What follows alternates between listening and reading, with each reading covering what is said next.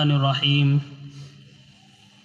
الحمد للہ رب العالمین والعاقبۃ للمتقین والصلاة والسلام علی شمس الہدایۃ والیقین وعلی آلہ واصحابہ اجمعین اما بعد فقد قال اللہ تبارک وتعالی فی القرآن الکریم اعوذ باللہ من الشیطان الرجیم بسم اللہ الرحمن الرحیم یا ایہا الذین آمنوا اتقوا اللہ وکونوا مع الصادقین صدق اللہ العظیم اللہم صل علی سیدنا محمد وعلی آل سیدنا محمد وبارک وسلم اللہم صل علی سیدنا محمد وعلی آل سیدنا محمد وبارک وسلم اللہم صل علی سیدنا محمد وعلی آل سیدنا محمد وبارک وسلم۔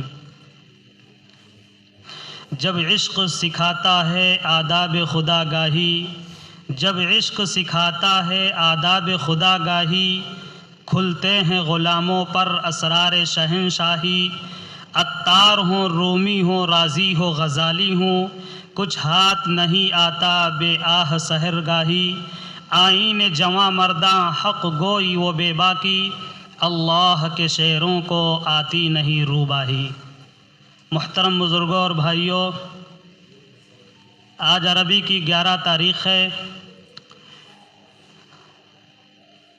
روحانی پیشوا سلسلے قادریہ کے بانی پیران پیر شیخ عبد القادر جیلانی رحمۃ اللہ علیہ کی تاریخ وصال ہے۔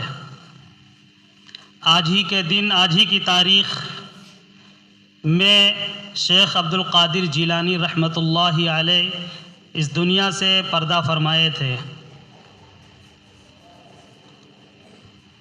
چونکہ آپ ایک روحانی بزرگ تھے، اس لیے آج کے جمعے میں آپ کے تعلق سے اور کچھ روحانی باتوں کے تعلق سے ذکر کیا جائے گا انشاءاللہ۔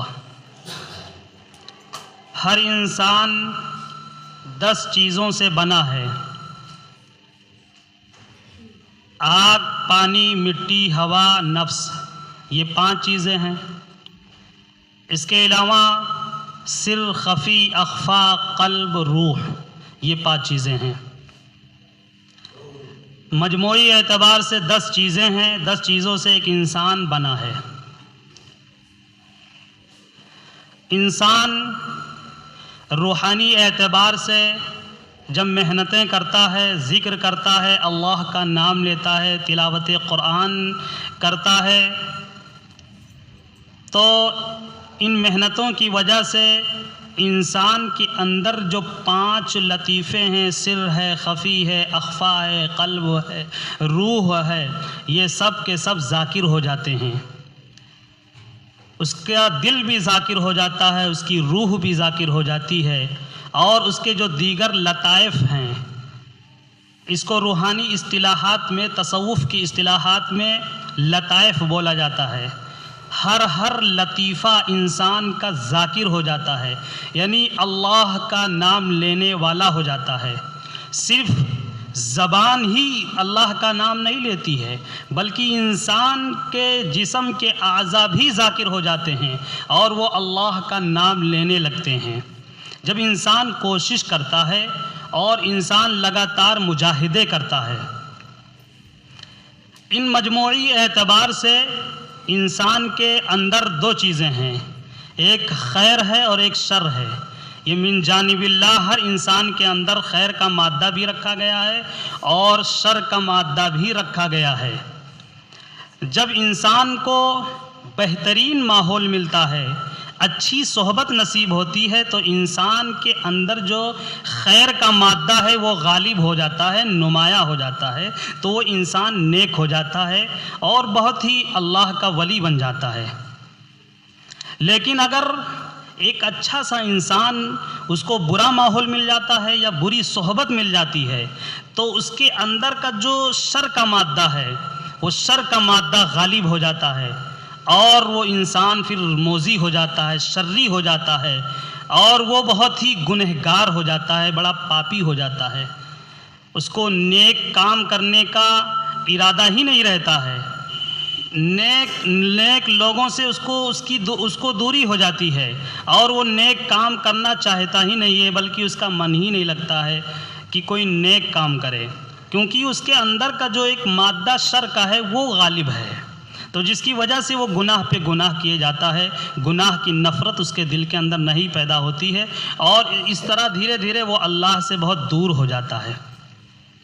تو اس صحبت سے انسان کے اندر کا جو مادہ ہے وہ غالب پاتا ہے، اچھی صحبت مل گئی تو اچھا بن گیا، بری صحبت مل گئی تو وہ برا ہو گیا۔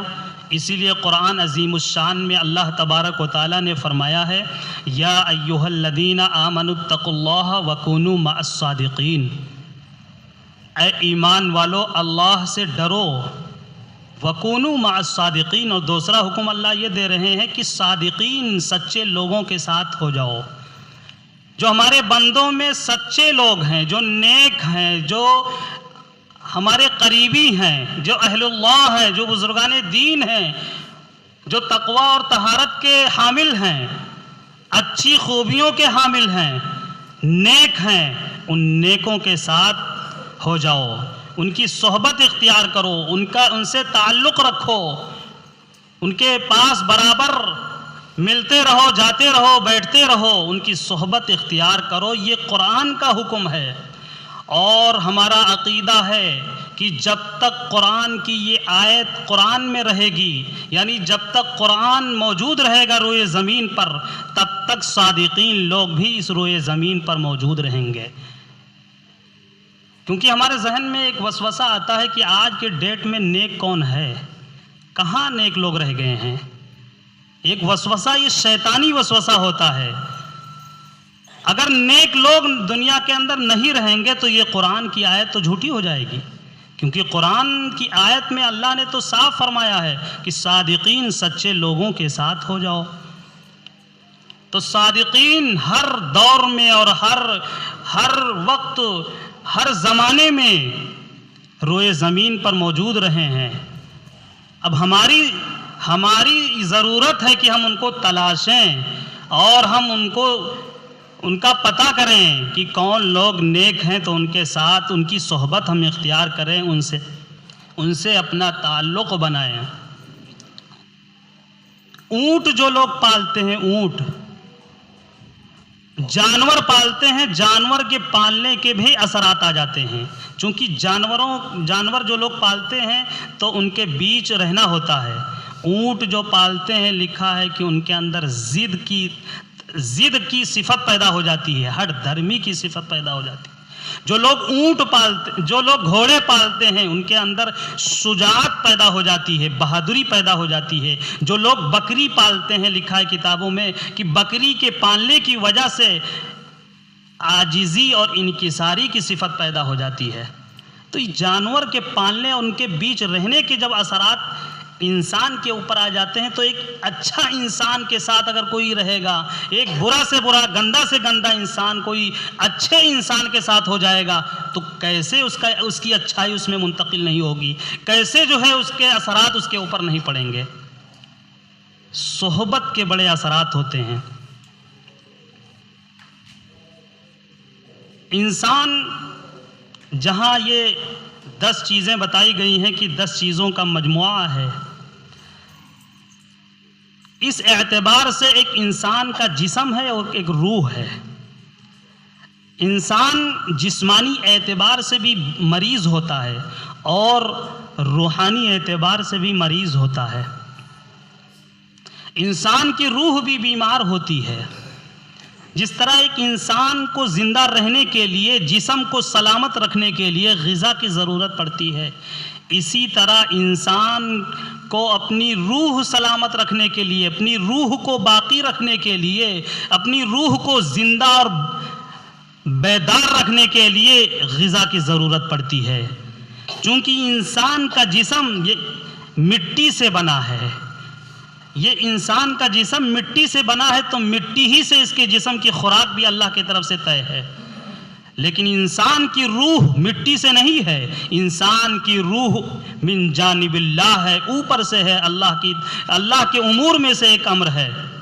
وَيَسْأَلُونَكَ عَنِ الرُّوحِ، روح کے بارے میں سوال کیا گیا کہ روح کیا ہے؟ اللہ تبارک و تعالیٰ نے قرآن میں صرف اتنا جواب دیا روح کے متعلق، قُلِ الرُّوحُ مِنْ أَمْرِ رَبِّي، یہ میرے رب کے طرف سے ایک امر ہے، ایک معاملہ ہے کہ روح کی حقیقت کوئی دنیا کے اندر نہیں جان سکتا ہے، یہ صرف اللہ جانتے ہیں کہ روح کی حقیقت کیا ہے، کیونکہ قرآن نے بتلایا نہیں کہ روح کی حقیقت کیا ہے۔ تو یہ من جانب اللہ روح ہے، تو من جانب اللہ یہ روح ہے تو اس کی غذا بھی من جانب اللہ ہے۔ جب اللہ کا نام لیں گے، ذکر کریں گے، درود شریف پڑھیں گے، سکینت نازل ہوگی، سکون اللہ کی طرف سے اترے گا، اللہ کے انوار و برکات دل کے اوپر نازل ہوں گے، تو اس طرح سے روح کو غذا ملے گی اور روح بیدار ہوگا۔ ذکر سے، تلاوت قرآن سے، نیک کاموں سے، برائیوں کے اجتناب سے روح کو غذا ملتی ہے۔ اب جسمانی اعتبار سے اگر کوئی مریض ہو جائے، کوئی بیمار ہو جائے تو کس کے پاس جاتا ہے؟ ڈاکٹروں کے پاس جاتا ہے۔ الگ الگ بیماریاں ہوتی ہیں، شوگر کی بیماری، بلڈ پریشر کی بیماری، بخار ہے، قبض ہے، نزلہ ہے، الگ الگ بیماریاں ہوتی ہیں جسمانی اعتبار سے، تو وہ ڈاکٹروں کے پاس جاتا ہے۔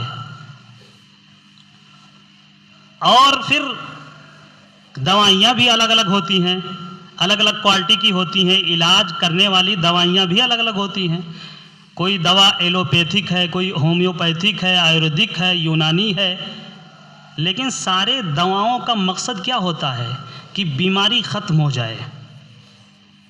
ڈاکٹر بھی الگ الگ ہوتے ہیں، کوئی MBBS ہے، BMS ہے، BEd ہے، کوئی الگ الگ ڈاکٹر حضرات ہوتے ہیں۔ اسی طرح جو ہے اطباء ہیں، حکیم ہیں، حکیم لوگ علاج کرتے ہیں حکیمانہ طور پر۔ الگ الگ دوائیں ہوتی ہیں، الگ الگ کوالٹی کے ڈاکٹر بھی ہوتے ہیں، وہ جسمانی علاج کرتے ہیں جب بیماری ہو جائے۔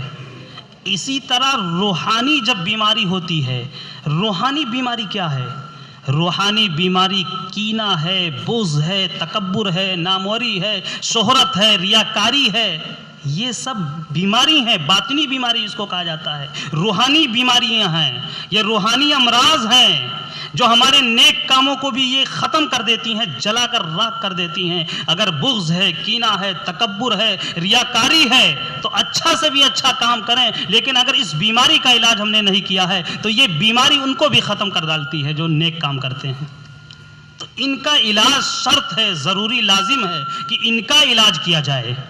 جو ہماری روحانی بیماریاں ہیں، روحانی بیماریوں کے لیے بھی ہمیں روحانی ڈاکٹر کو تلاشنا ہوگا، روحانی پیشوں کو تلاشنا ہوگا کہ روحانی حضرات کون ہیں، کہاں ہیں، کہ روحانی افراد کے پاس جائیں، جو روحانی اعتبار سے پہنچے ہوئے لوگ ہیں ان کو تلاشنا ہوگا۔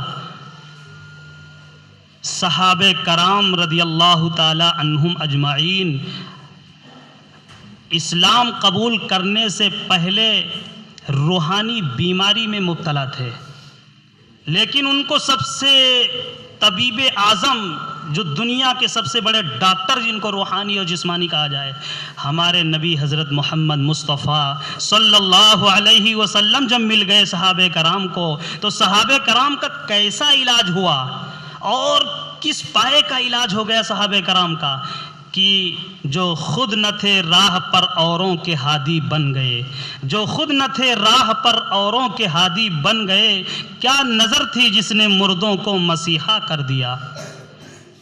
پھر صحابہ جب بدلے ہیں تو کس طرح سے بدلے ہیں، اور پھر انہوں نے علاج کیا تابعین کا، پھر تابعین نے علاج کیا تبع تابعین کا، پھر تبع تابعین نے علاج کیا اپنے مریدوں کا، اپنے شاگردوں کا، اور یہ سلسلہ ہمارے مذہب میں، اسلام مذہب کی یہ خوبی اور خاصیت ہے کہ سلسلہ شروع کریں گے تو نسل در نسل، نسل در نسل پہنچ جائے گا صحابہ اور صحابہ کے بعد حضور صلی اللہ علیہ وسلم تک۔ سب کا نام بنام یاد رکھا گیا، کتابوں میں لکھا گیا ہے۔ کہ وہ فلاں کے پاس گئے تو ان سے پڑھے، ان سے صحبت پائے، ان سے وہ ٹھیک ہوئے، پھر وہ فلاں کے پاس گئے، وہ ان کے استاد، وہ وہاں سے سیکھے، وہ وہاں سے سیکھے۔ یہ سلسلہ صرف مذہب اسلام کے اندر ہے، اور یہ سلسلہ جا کر کے آخر تک پہنچ جاتا ہے حضور سرور کونین سرکار دو عالم صلی اللہ علیہ وسلم تک۔ بڑی بڑی کتابیں آتی ہیں علاج کرنے کی جسمانی، کوئی کتاب ہے میزان الطب ہے، الگ دواؤں کی کتابیں آتی ہیں، پڑھ کر کے دوا کی معلومات ہوتی ہے تو پھر جسمانی علاج ہوتا ہے۔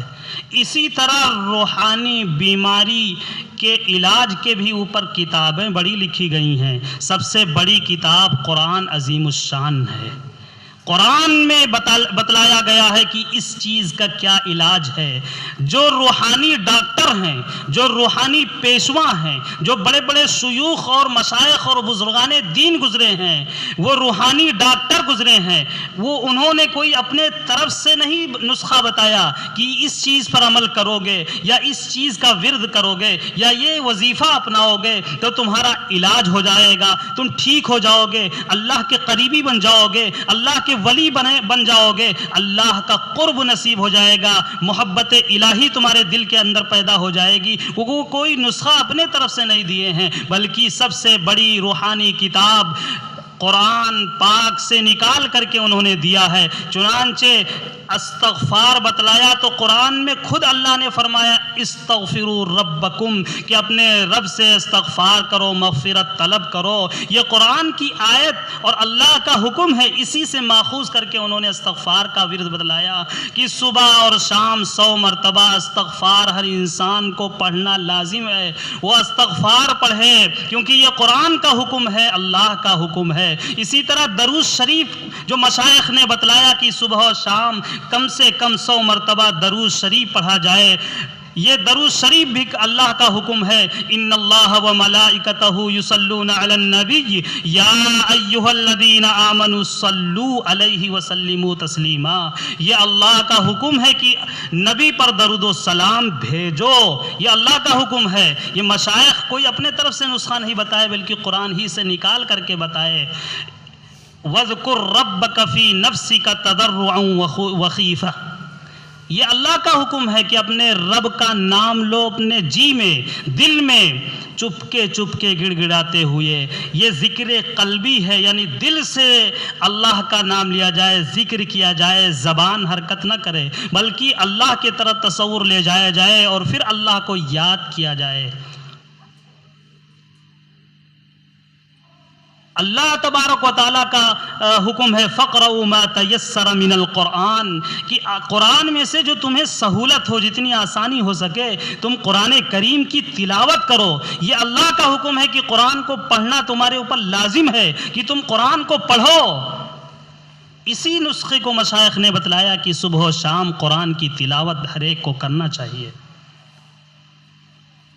تو یہ روحانی جو سلسلہ چلا بزرگوں کا، اتفاق سے اللہ کی قدرت دیکھیں کہ اللہ کے یہاں 4 کا سلسلہ چلا آیا ہے۔ فرشتے 4، آسمانی کتابیں 4، اور مشہور پیغمبر 4، اور خلفاء بھی ہمارے 4، اور اسی طرح 4 کا سلسلوں میں بھی چلایا، امام میں بھی چلایا، امام اعظم ابو حنیفہ، امام مالک، امام شافعی، امام احمد بن حنبل 4۔ حالانکہ 4 ہی امام نہیں تھے بلکہ کئی 40 امام تھے اور بھی زیادہ امام تھے، اور امام اوزاعی تھے، امام بصری تھے، بڑے بڑے جو ہے امام اور بھی تھے جو مجتہد تھے، مسائل کا استنباط قرآن حدیث سے کرنا جانتے تھے۔ لیکن اللہ تبارک و تعالیٰ کی قدرت بھی عظیم ہے کہ اللہ تبارک و تعالیٰ نے 4 ہی کو مقبولیت زیادہ دی، 4 کو زیادہ فوکس کر دیا، 4 کے ماننے والے زیادہ لوگ ہو گئے، اس وجہ سے 4 کو مقبولیت زیادہ مل گئی۔ اور پھر اسی طرح روحانی بیماریوں کا علاج کرنے والے بھی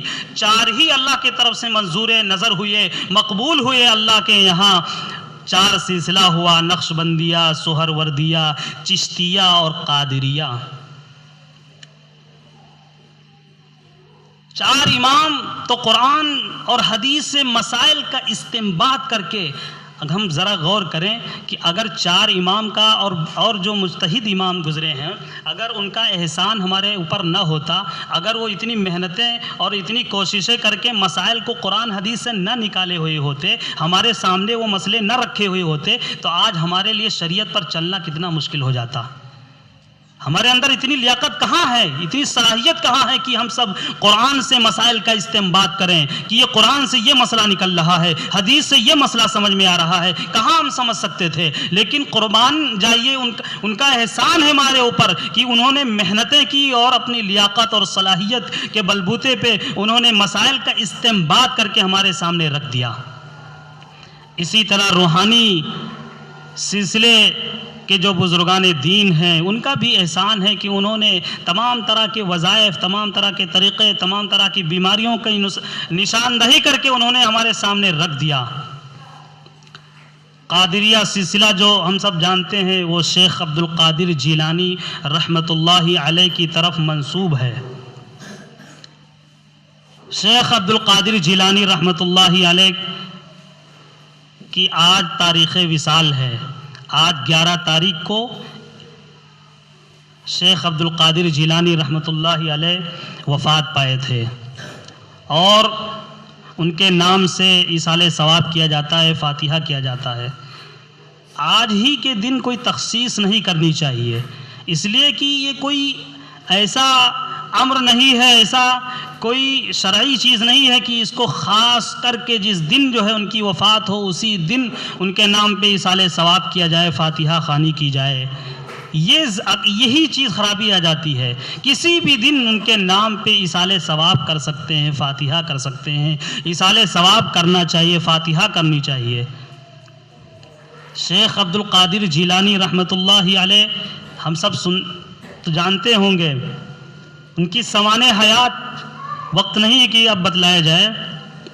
شیخ عبد القادر جیلانی رحمۃ اللہ علیہ 470 ہجری میں پیدا ہوئے، اور ان کی پیدائش بھی سید ابو صالح رحمۃ اللہ علیہ، ان کے باپ بھی بہت بڑے بزرگ تھے، اور ان کے جو سسر خسر تھے وہ بھی بہت بڑے بزرگ تھے، اور ان کی جو بیوی تھی وہ بھی بہت نیک اور بہت صالحہ تھیں۔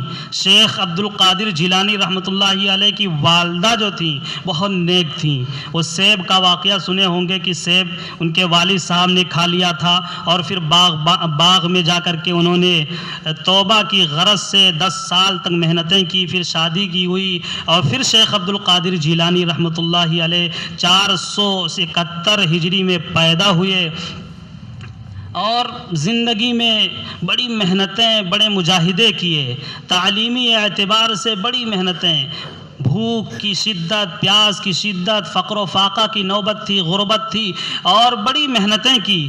بغداد میں رہتے ہوئے تین دن گزر جاتا تھا، علم کی شوق میں کھانا نصیب نہیں ہوتا تھا، اور بازاروں میں نکل جاتے تھے، جو گرا پڑا رہتا تھا اس کو صاف کر کے، اس کو دھل کر کے بڑے پیر صاحب کھا لیا کرتے تھے۔ اس طرح سے ان کے پاس کچھ بھی نہیں تھا، اور بڑی محنتیں کر کے، بڑے فقر و فاقہ کی زندگی گزارتے ہوئے، بڑے مجاہدے کرتے ہوئے تعلیم علم کو حاصل کیا، اور علم کو حاصل کرنے کے بعد بغداد میں ان کی مجلس لگنی شروع ہوئی، اور پھر لوگ ان کے طرف متوجہ ہوئے، اور اللہ تبارک و تعالیٰ نے ان کو اتنی مقبولیت دی کہ تاریخ دعوت و عزیمت کے مصنف شیخ ابو الحسن علی میاں ندوی رحمۃ اللہ علیہ نے لکھا ہے کہ یہود و نصارہ کم و بیش 50,000 ان کے ہاتھ پر اسلام قبول کیے، اور قریب 1 لاکھ لوگ ان کے ہاتھ پر توبہ کیے، بڑی محنتیں کی، اور بڑی ان کی تعلیمات ہیں جو غنیت الطالبین ان کی نام کی کتاب ہے، ان کی کتاب ہے شیخ عبد القادر جیلانی رحمۃ اللہ علیہ کے۔ انہوں نے اپنی کتاب میں بڑی تعلیمات لکھی ہیں۔ نماز کے اوپر بڑے پیر صاحب بڑے سخت تھے، نماز کی کوتاہی کسی طرح وہ برداشت نہیں کرتے تھے، یہاں تک کہ لکھ دیے ہیں کتاب میں کہ جو شخص نماز کو چھوڑتا ہے اس کو مسلمانوں کے قبرستان میں دفن نہ کیا جائے، اور ایک بے نمازی کی نحوست 40 گھروں تک جاتی ہے۔ یہ بڑے پیر صاحب کی تعلیمات ہیں، انہوں نے لکھا ہے کتاب میں، ان کے مواعظ ہیں۔ اللہ